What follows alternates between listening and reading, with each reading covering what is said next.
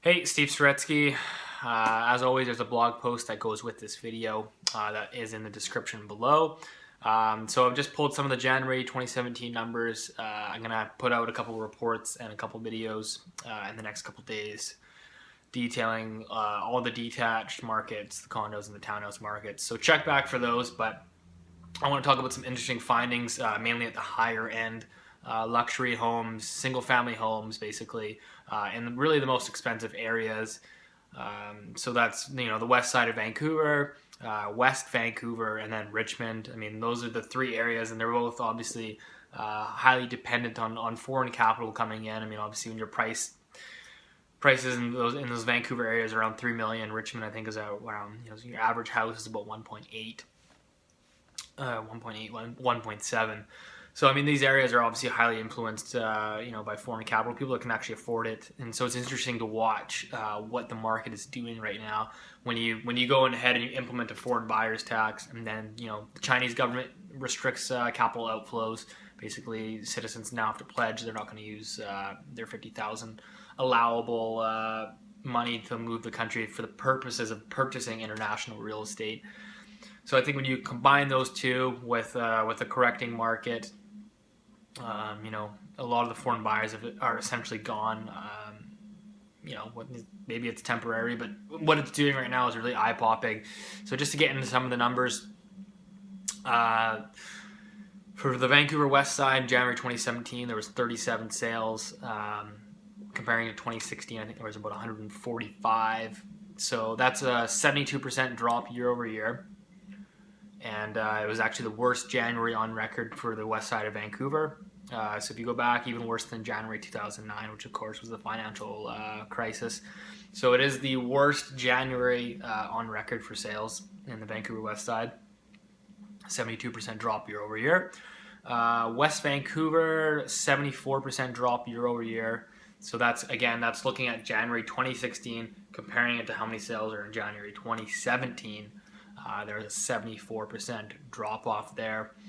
Again, for West Vancouver, this was the worst January on record for the number of sales. And again, people will go, okay, well, Steve, that sounds bad, but 2016 was a really good year. Again, don't forget this was the worst January on record. If you take the 10-year average of all the Januaries of the last 10 years, these areas, they're down roughly about 50% below the 10-year average. So this is not just a one-off. It's definitely a substantial correction underway in the detached market in these areas. And again, obviously, with the foreign capital, these are the areas that are being hit the hardest, and that's what happens when you take the foreign capital away. And what I've been saying from day one is there's the Vancouver market is heavily influenced by foreign capital. Despite what some other people in the industry might tell you, or what the media might say, or whatever. Boots on the ground. If you ask a lot of these realtors in person, in private, I mean, everybody knows what's going on, and it is kind of sad that a lot of people can't admit to it, or you don't want to see past it, or call it racism or whatever. It's not. Evidently, foreign capital pushes up real estate prices, and obviously we're seeing the effects now. Is when you turn off that tap, maybe it's temporary. When you turn it off, a substantial correction ensues. And if you look at both these areas, the prices are down about 20% from the peak. Again, feel free to call any realtor on the west side and ask them. I'm sure they'll tell you that.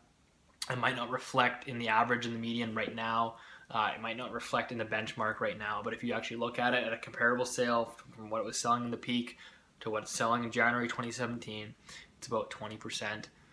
And that's what happens when sales drop off, 70+%. Another area, Richmond, obviously grew up there. It's, heavily influenced by foreign capital, foreign buyers. Pre-foreign buyers tax, it had the highest number of foreign buyers in BC at 25%.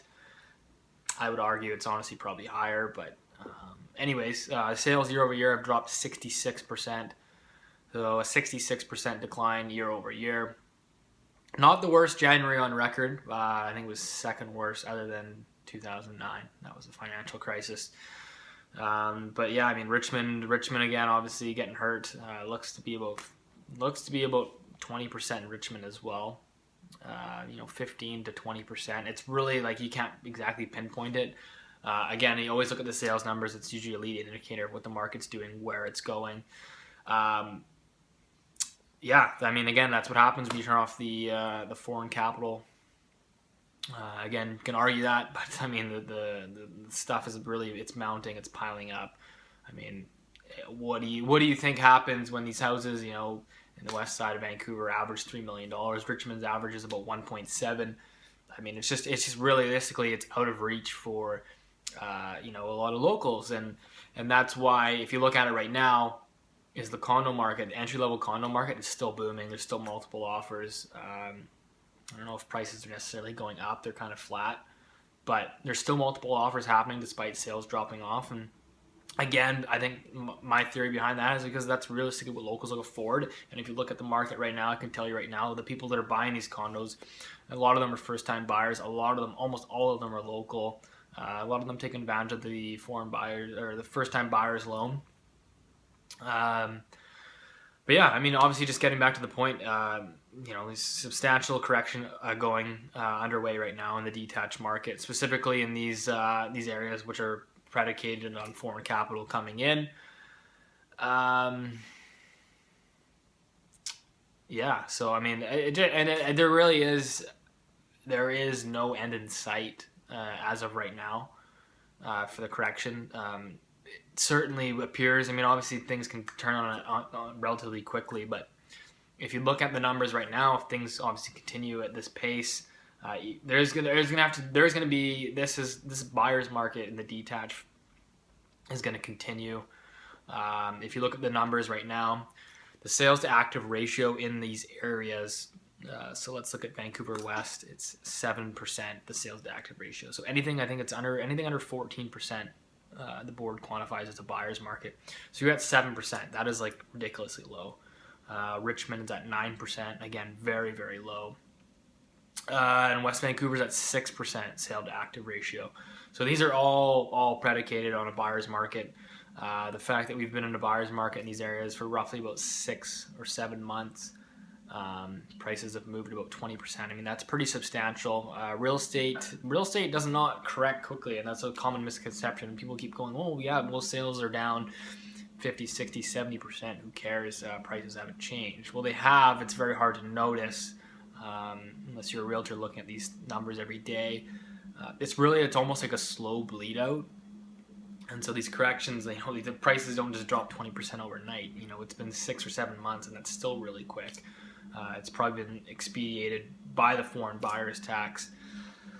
But yeah, I mean, there really is, as of right now, there doesn't appear to be any end in sight for the correction. It certainly looks like it's going to continue based on the sales to active ratio being so extremely low. Inventory levels are still climbing right now in the detached market because nothing is selling. There doesn't necessarily have to be a flood of new listings, which we haven't even seen yet. But when nothing sells and the inventory keeps backing up and backing up and backing up, eventually your inventory levels keep creeping up, and that puts more downward pressure on prices. So that's what we're seeing in the detached market. Again, specifically in those areas, those seem to be the hardest hit. Yeah, but again, I mean, the way I see it, the way I look at it is, you can say, okay, things might turn around. Sure, there might be an uptick in buyer demand. It's really hard to see that, though, right now. I think when the market corrects, I mean, when it's correcting as it is in the detached market, everybody can start to see that now. There's a little bit of uncertainty, and people are very hesitant to jump into that market. And obviously, the springtime, you'll start to see in February, March. That's when your flood of inventory comes on, and so you're going to be adding more inventory to a detached market, which already really has too much inventory. You're going to be adding that on. Is the demand going to be there? Is there going to be a sudden uptick in demand in February, March? I don't think so. You will certainly see more sales in January, as that's just a seasonal trend. But again, I think the year over year will probably look something similar in February and March. You'll probably be looking at anywhere between 50 to 70% drop off year over year. So that's what we're seeing on the higher end luxury stuff. Again, the foreign buyers are very scarce right now. Sales dropped. These are record low months. There doesn't appear to be any end in sight. And I will keep you posted on the other markets. Anyways, hope that helped. Hope that's insightful. If you ever have any questions, feel free. My email is on my website. It's usually the best way to reach me is at steve@stevesaretsky.com. And I will see you soon.